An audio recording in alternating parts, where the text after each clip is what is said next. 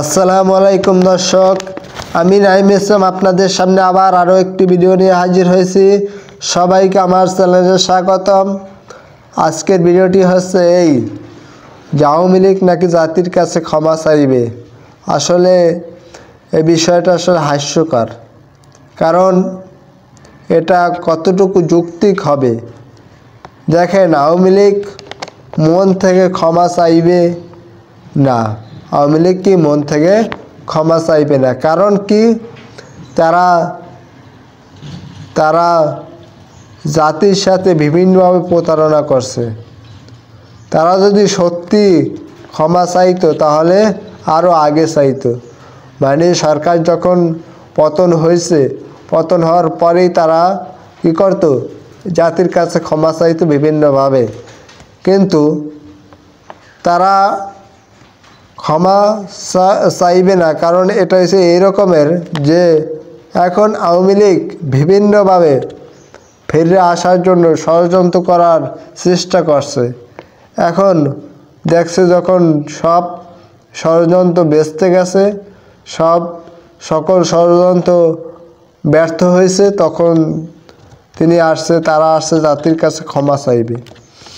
আসলে দেখেন, জাতির কাছে ক্ষমা চাইলে কি হবে? জাতি কি ক্ষমা করবে? ক্ষমা তো হয় ভুলের, অপরাধের তো কোনো ক্ষমা হয় না। অপরাধের হয় শাস্তি, ভুলের কোনো ক্ষমা নাই। মানে ভুলের ক্ষমা আছে, কিন্তু অপরাধের হয় শাস্তি, ক্ষমা নাই। শাস্তি হওয়ার পরে তারপরে ক্ষমা। এখন আওয়ামী লীগ যেগুলো করছে এগুলো কি ভুল না ক্ষমা? ভুল না অপরাধ? কারণ আওয়ামী লীগ শত শত মানুষকে গুম খুন হত্যা করেছে। আসলে এইগুলা প্রত্যেকটার বিচার হওয়া দরকার। বিচার হওয়ার পরে তারা যদি ক্ষমা চায়, তারপরে ক্ষমা করা সম্ভব, তার আগে তো না। এজন্য জামাতে ইসলামী কিন্তু ভুল করেছিল। এখন তারা যদি ক্ষমা চায়, তাদেরকে ক্ষমা করবে মানুষ এবং ক্ষমা করে দিবে। কিন্তু আওয়ামী লীগ যে কাজটা করেছে, এটা কিন্তু গুম খুন হত্যা রাহাজানি এগুলো প্রকাশ্যে। এখন তাদেরকে কিভাবে ক্ষমা করবে? তারা কি পারবে আবু সাইদ ভাইকে ফিরিয়ে দিতে, মুগ্ধ ভাইকে ফিরিয়ে দিতে? শত শত মানুষ যে পঙ্গু হয়ে গেছে, তাদেরকে ভালো করে দিতে পারবে?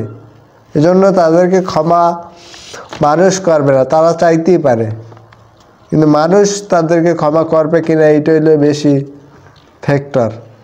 তো বাংলাদেশে আগামীতে তারা রাজনীতি করতে হলে তাদের বিচার অবশ্যই আগে করতে হবে, তারপরে তারা ক্ষমা পাওয়ার যোগ্য, তারপর তাদেরকে ক্ষমা করা হবে।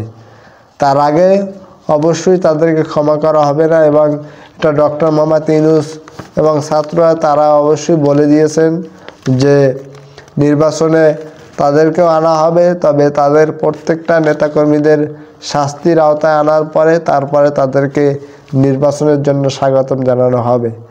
তো তারা যতই ক্ষমা চাওয়ার চেষ্টা করুক, এটা হয়তো আগে যদি ক্ষমা চাইতো তখন হয়তো মানুষ ভেবে দেখত, কিন্তু তারা বিভিন্নভাবে কৌশল করে যখন দেখছে সব ব্যর্থ হয়ে গেছে, এখন তারা ক্ষমা চাইবে। আসলে মানুষ অনেক কিছুই বোঝে। তো দর্শক, আশা করি ভিডিওটি দেখছেন। সকলকে অসংখ্য ধন্যবাদ।